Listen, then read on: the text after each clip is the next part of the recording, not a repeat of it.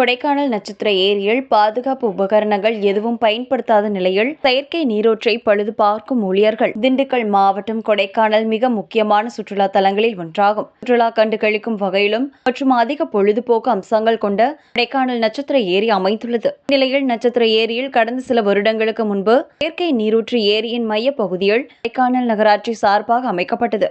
செயற்கை ஊற்று கொடைக்கானல் வரும் அனைத்து சுற்றுலா பயணிகளின் கண்களை கவரும் விதமாக அமைந்துள்ளது. செயற்கை ஊற்றானது பழுது பார்க்கும் ஊழியர்கள் எந்த ஒரு பாதுகாப்பு கவசங்கள் எதுவும் இல்லாமல் ஏரியில் நின்று பழுது பார்ப்பதால் ஏற்படுவதற்கான வாய்ப்புகள் அதிக அளவில் உள்ளது.